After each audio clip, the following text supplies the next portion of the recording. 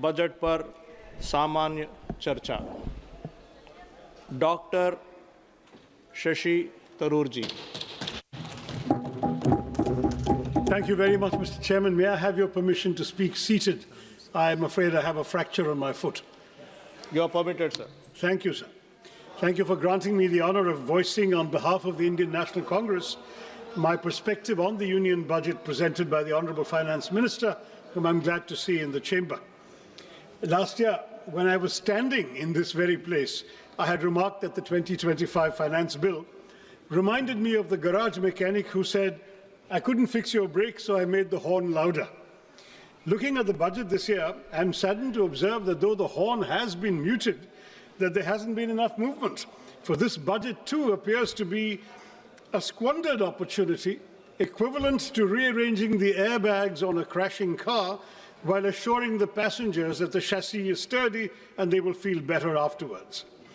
This budget is praised for prudence, but prudence without vision or fairness is hollow. It ignores unemployment, it ignores rising living costs, and it ignores inequality, offering little to address the real struggles and aspirations of the Aam Aadmi. The government speaks endlessly of welfare, but its spending tells a very different story. Behind flashy announcements like chronic underutilization and administrative failure. Media reports show that of over 5 lakh crore budgeted for 53 major welfare and infrastructure schemes last year, barely 41% was spent in the first 9 months of the fiscal year. Take the Jal Jeevan Mission, allotted 67,000 crores, it managed to spend an astonishingly low 31 crores in 9 months. The much-touted PM Schools for Rising India scheme spent only 473 crores out of 7,500.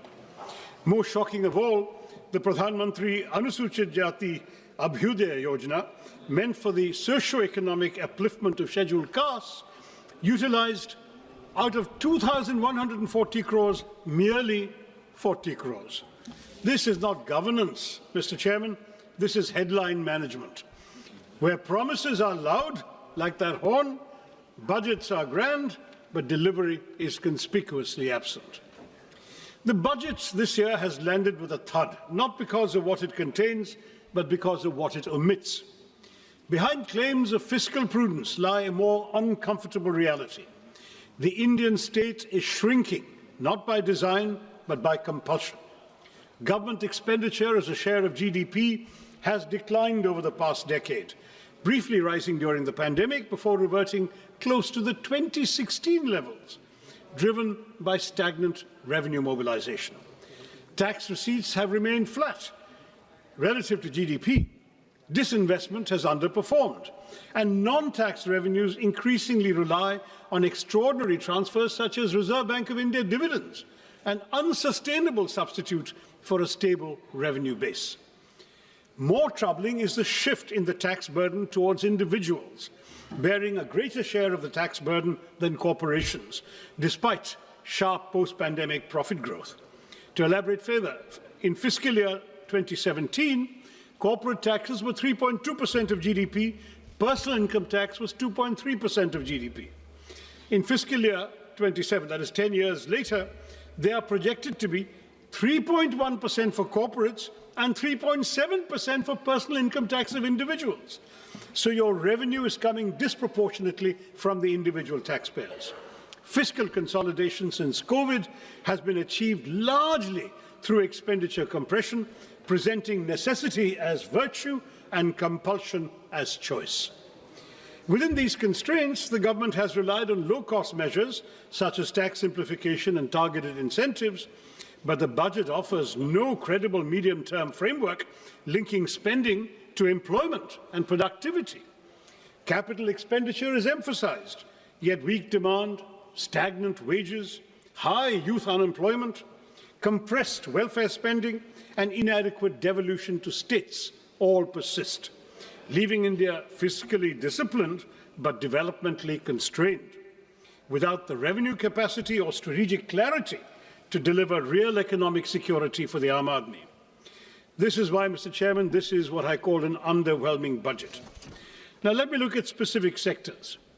M.S. Swaminathan had famously said, if agriculture goes wrong, nothing else will have a chance to go right. And this, I believe, is as good a starting point as any.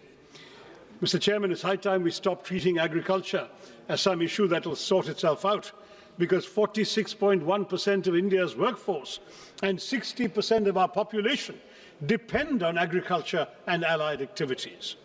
Despite agriculture contributing 16 to 17% of GDP, it receives only 3% of this union budget, 1.62 lakh crore, which is a 5.1% cut from last year's 1.71 lakh crore.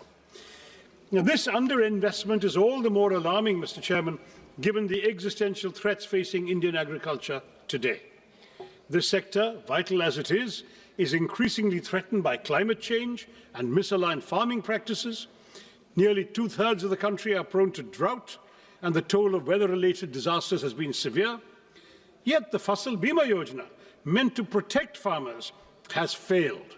Flawed assessments and opaque settlements have reduced compensation to token amounts, 1 rupee, 3 rupees, 21 rupees, as your minister himself has acknowledged, turning protection into systemic injustice. Matters are worsened by cuts that leave the scheme at its lowest budget allocation in 8 years, fueling fears that new initiatives will repeat a familiar cycle of announcement without commitment, as seen last year when Gradley announced missions on cotton technology, pulses, vegetables, fruits, and hybrid seeds, all quietly faded with zero funding in the revised estimates. These announcements are like modern courtships, promises without commitment. That's what this government does to us. At a time when farm distress is deepening, the budget silence on revising the PM Kisan Nidhi disbursement speaks louder than any promise made elsewhere.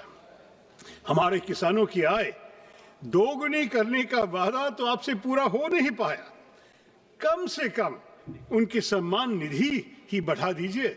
पिछले 6 सालों से ये सिर्फ 6,000 रुपए पर ही अटकी हुई है।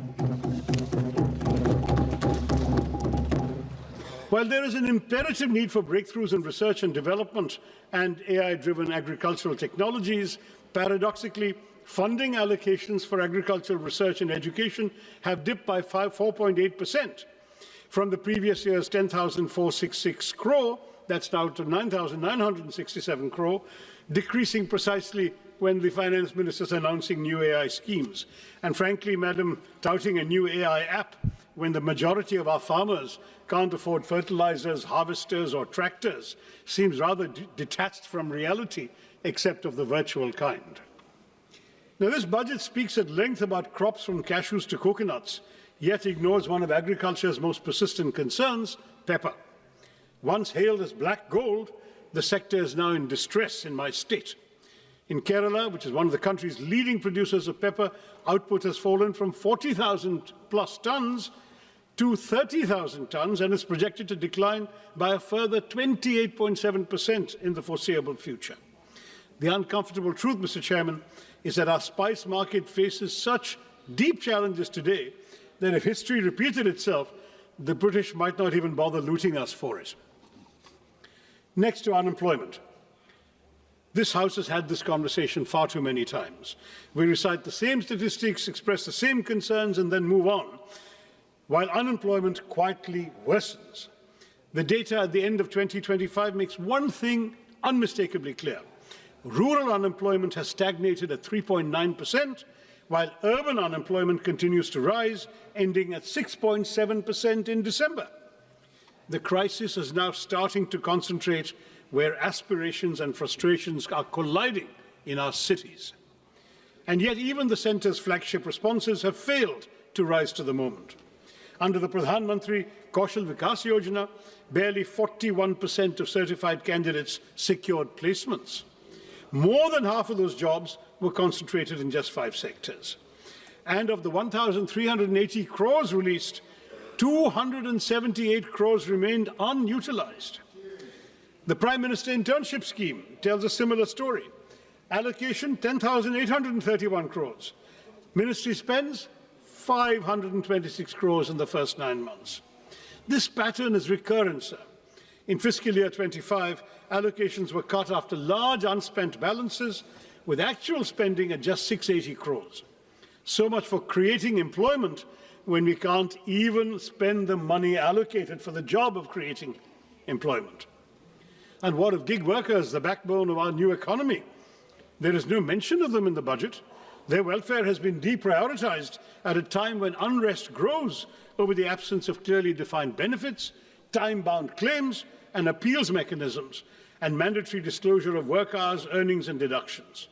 This silence further weakens the gig workers' access to social security in practice. Any discourse about the workers of our country stands incomplete without a discussion about Manrega, now replaced by the ambitious VB Ramji Act. It increased guaranteed work days from 100 to 125, introduced weekly wage payments, but at the same time it hollowed out the legal employment guarantee. While Manrega was demand-driven, fully centrally funded for unskilled wages, and rooted in decentralized planning, the new Act caps central funding through state-wise normative allocations, shifts 40% of the wage costs to most states, and allows the scheme to be paused for up to 60 days during the peak agricultural seasons, shrinking the real window of guaranteed work. Once a state's allocation is exhausted, workers' statutory right to employment effectively ends. This converts an open-ended rights-based program into a budget-restricted, centrally rationed scheme where fiscal ceilings override legal entitlements. The VB Ramji scheme received a massive allocation of 95,000 crores in this budget, yet it has a major overlooked flaw that also needs to be addressed as soon as possible, Madam Minister. It attempts inclusion, but perhaps unintentionally drives technological exclusion. Manrega trusted the panchayats and gram sabhas to plan work based on local needs and community strengths. But the Ramji Act mandates dashboards with GIS tools, PM Gati Shakti layers, central digital stacks. Local priorities are filtered through a Viksit Bharat National Rural Infrastructure Stack, making biometrics, geotagging, dashboards, and AI audits statutory requirements. Thus, for millions of tech workers, rural workers, one tech failure will mean exclusion without appeal and work without skill considerations. Now, when you have millions struggling to find work, Mr. Chairman, the least the government can do is to ensure that they move freely across the country to seek opportunities. But here too, Mr. Chairman, we see a pattern of neglect that is as consistent as it is shameful. Nowhere, I might add, is this neglect of connectivity clearer than in Kerala. Despite repeated demands for new railway lines to decongest existing routes, the state finds no mention in the Finance Minister's much-touted 7 high-speed railway corridor initiative. One is compelled to ask, does strategic connectivity end where political inconvenience begins? The consequences of this neglect are borne daily by passengers and railway staff alike in my state. Chronic overcrowding has pushed passenger capacity to dangerous limits. Sanitation has visibly deteriorated. Even basic facilities remain inadequate.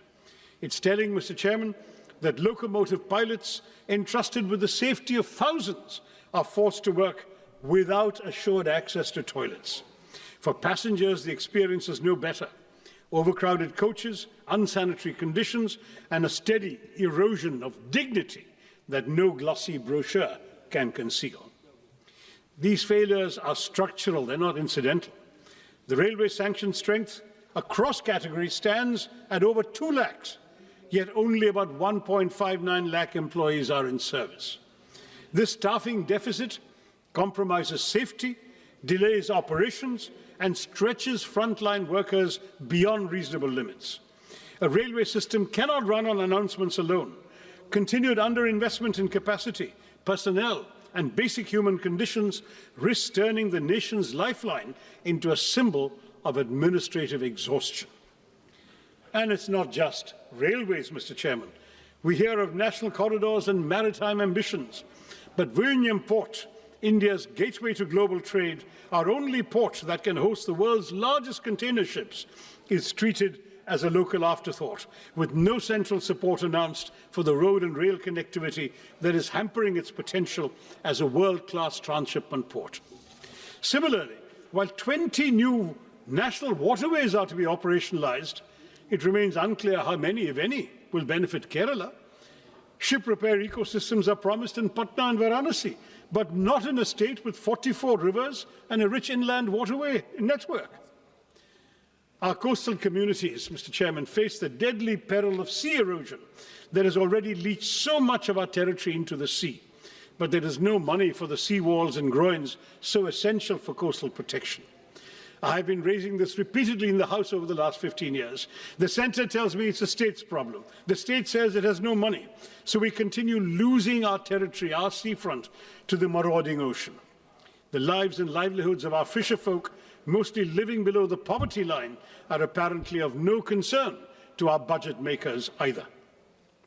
And if maritime connectivity disappoints, Mr. Chairman, should we rely on the air? The regional connectivity scheme, which promised to give wings to the armed Nagrik to lift aspirations off the ground, make the skies accessible to all, yet today, many of those promises lie grounded. Nearly a decade on, at least 11 airports launched under UDAN have seen flights taper off or disappear altogether. Runways without aircraft, terminals without passengers, skies conspicuously empty. Last year, we were promised a modified UDAN, with 120 new destinations and 4 crore passengers. But in this budget, Mr. Chairman, UDAN does not even earn a mention. Not just that, but for fiscal year 24-25, a total of 81 airports owned and operated by the Airports Authority have incurred financial losses. Duopolies have led to declining service quality, with the Indigo fiasco exposing the vulnerabilities of our airline industry.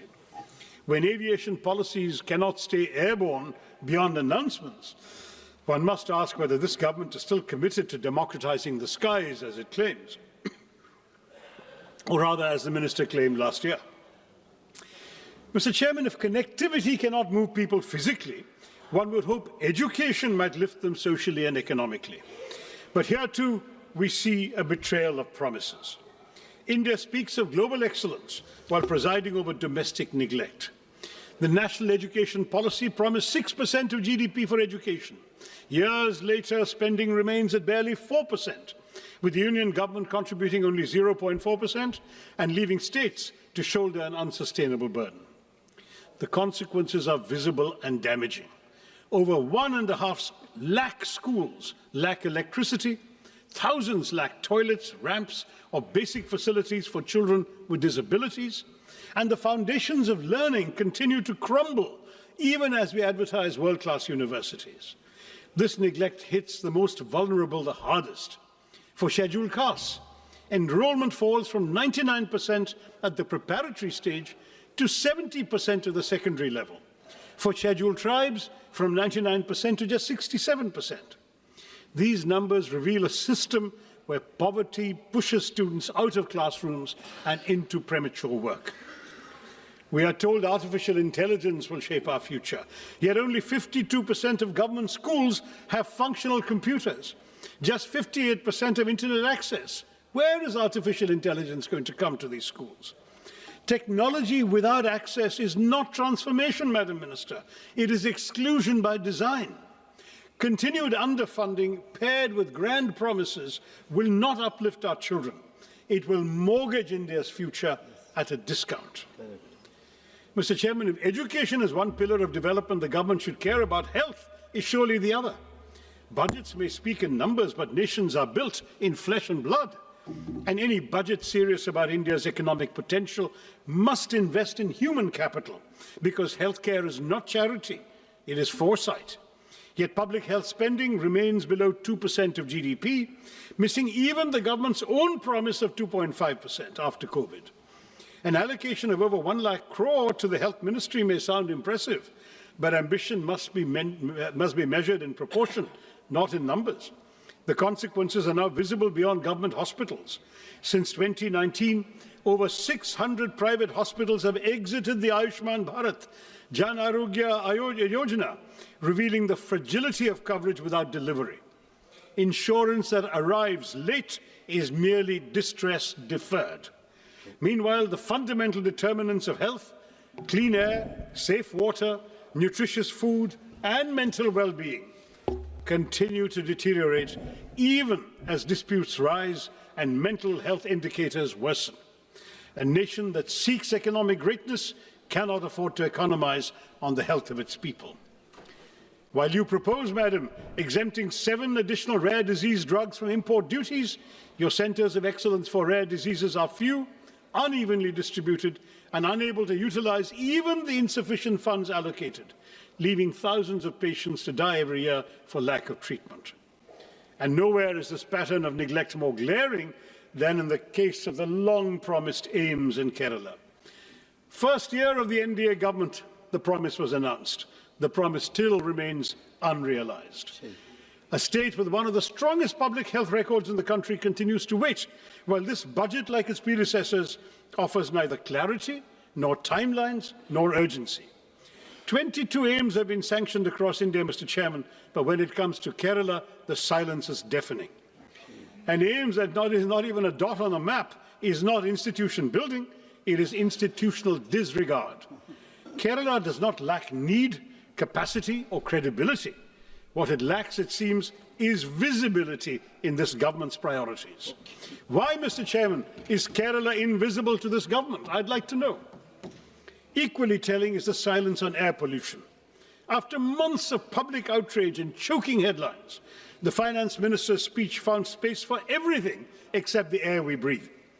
The National Clean Air Programme still runs on 2009 standards, weaker than the WHO's PM 2.5 norms, even as pollution control funding has been cut from 1,300 crores to 1,091 crores this year. A budget that saves on rupees but ignores the air its citizens breathe reduces development to bad arithmetic, not good progress. Mr. Chairman, the announcement of 3 new National Institutes of Pharmaceutical Education and Research, or NIPA, raises a troubling question of balance and intent once again. I'm sorry to return to my state, but Kerala, despite one of the country's strongest public health ecosystems and a proven record in healthcare delivery, once again went unaddressed, even as NIPAs are concentrated and clustered in northern and eastern India, and a single institute in Hyderabad is expected to serve the entire south. This imbalance is not new. I flagged it 2 years ago when I was chairman of the Standing Committee on Chemicals and Fertilizers. At a time when over 60% of India's 8,500 MSME drug units lack support to adopt even good manufacturing practices, such skewed institutional allocation risks shrinking rather than strengthening our manufacturing base.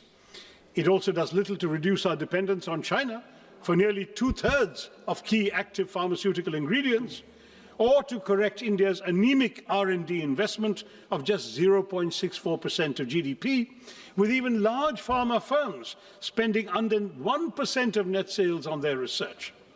The result is predictable: limited innovation, continued reliance on low-cost biosimilars, and life-saving biologics priced far beyond the reach of most Indians, where public health spending remains so much below the GDP target of 2.5%. Without correcting regional imbalance and backing institutions with serious R&D support, this NIPA initiative risks sounding visionary while delivering exclusion.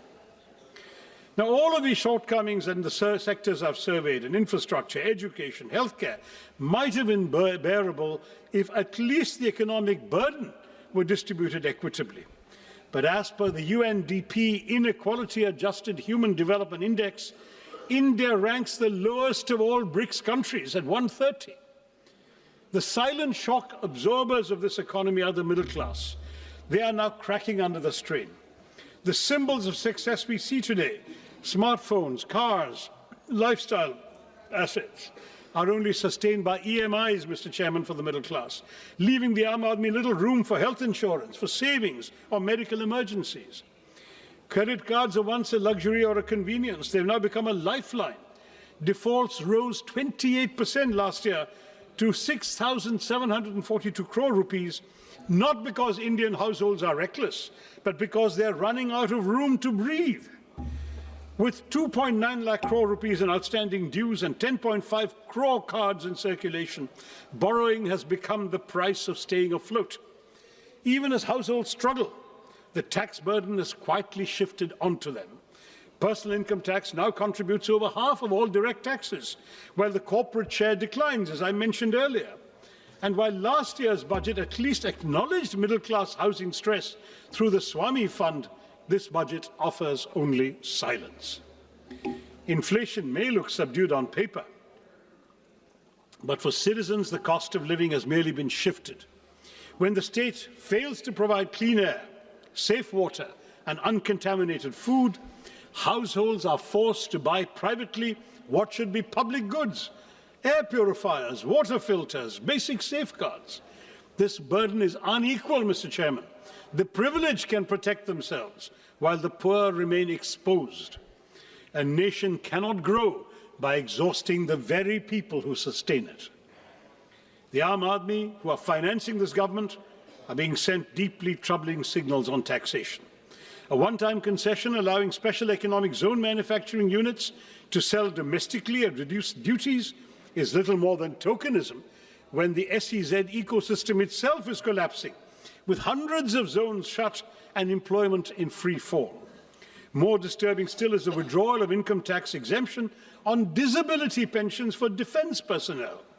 This move weakens social protection for disabled veterans who risk their lives for our country and draws an indefensible line between service-related disabilities and abdication of the state's moral duty to those who have made such sacrifices for the nation. Now, I'd like to acknowledge that amid this disaster and disorder, there has been some measure of fiscal discipline. The fiscal deficit has edged down from 4.5% to 4.4%.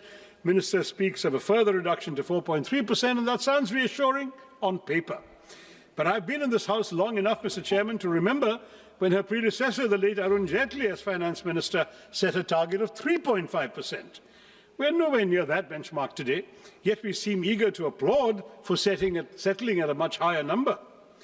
Perspective matters, sir, and without it, these figures lose their meaning, especially when they fail the only test that truly counts: whether the Aam Aadmi has more money in his pocket, whether he has wages that keep pace with prices, whether he or she has a life that is becoming easier. Fiscal prudence cannot be celebrated in isolation when household budgets remain under strain and economic security is elusive for millions.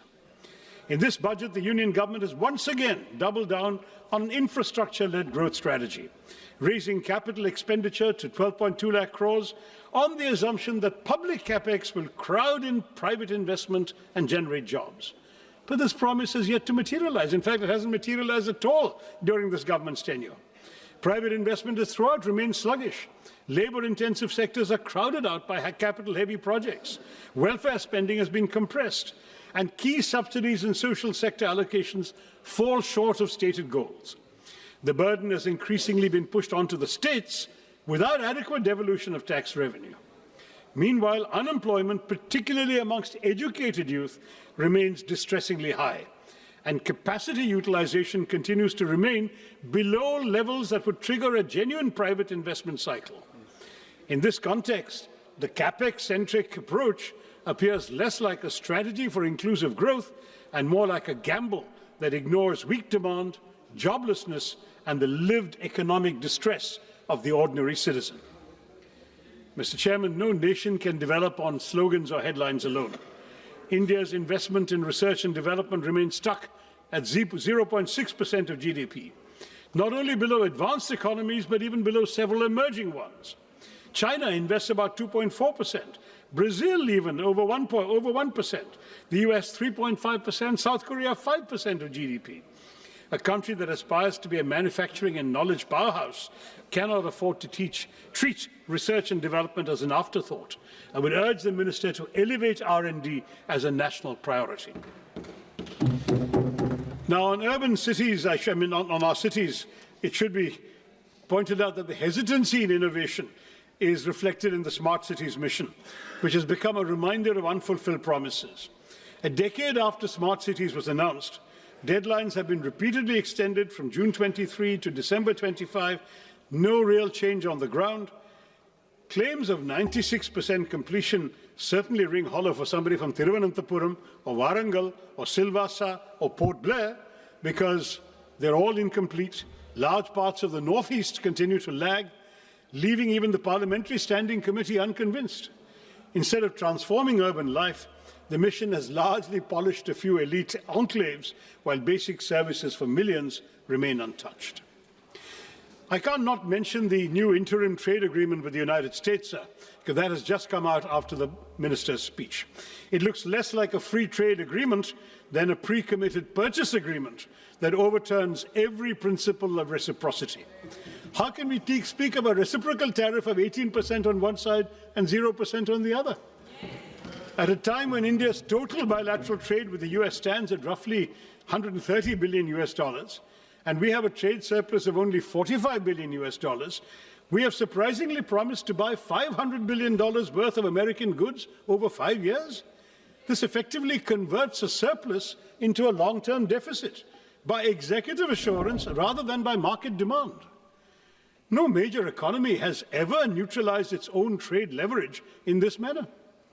While the US continues to impose import tariffs of up to 18%, we have committed ourselves, apparently according to this joint statement that I've been seeing here, joint US-India statement, to impose tariffs up to 18% on Indian exports, and we to slash tariffs to near zero levels, open agriculture, dilute data localization, soften intellectual property safeguards, and even redirect strategic energy imports, especially away from Russia, to meet purchase targets.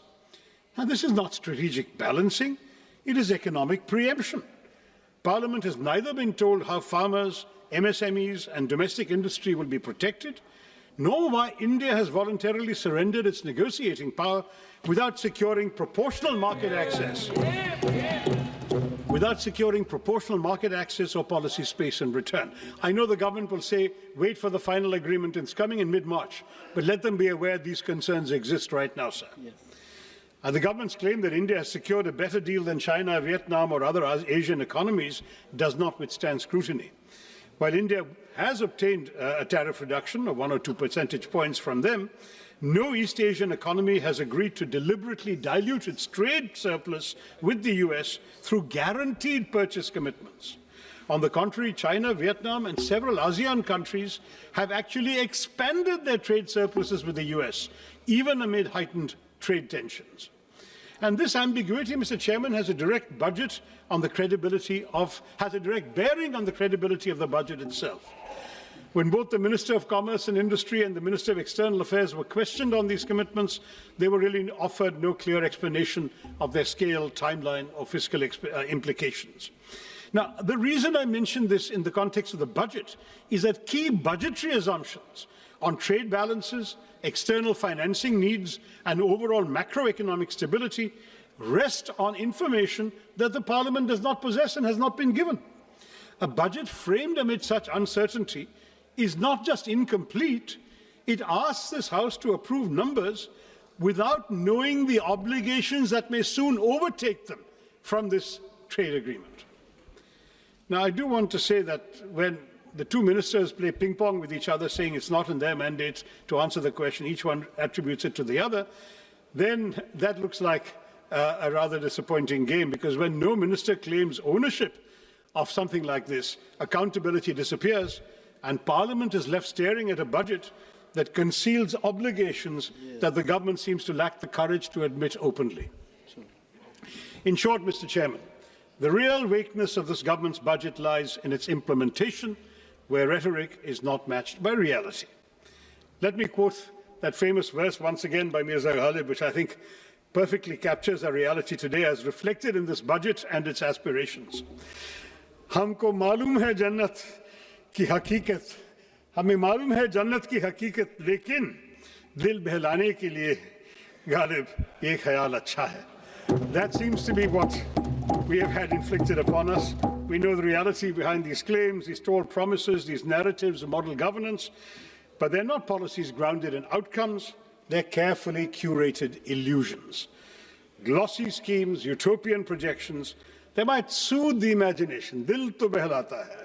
But everyday life for the ordinary citizen of India has remained unchanged.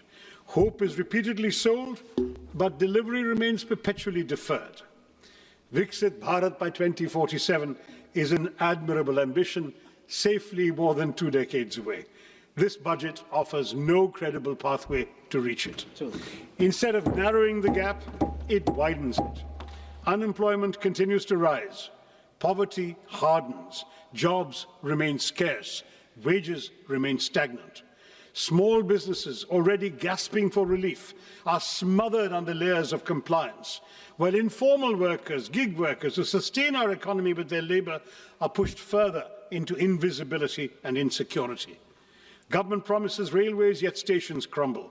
They speak of flight, yet Udan has flown away. Our pepper, once celebrated as black gold, withers under neglect. Our long coastline stretches endlessly, but is ignored when it comes to protecting it. Education is curtailed precisely when it should be expanded, while the rhetoric of world-class technology and AI grows louder.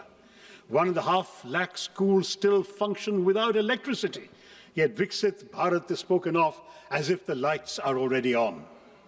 When vision is severed from reality, it ceases to be aspiration and becomes merely an illusion. A truly Viksit Bharat will not be built on slogans, Mr. Chairman, not built on speeches or symbolism, but on delivery that reaches the last citizen of India. Turning promises into outcomes is not a favour, it is not a choice. It is our kartavya, it is your kartavya, may I say to the government. Thank you, Mr. Chairman, and Jai Hind.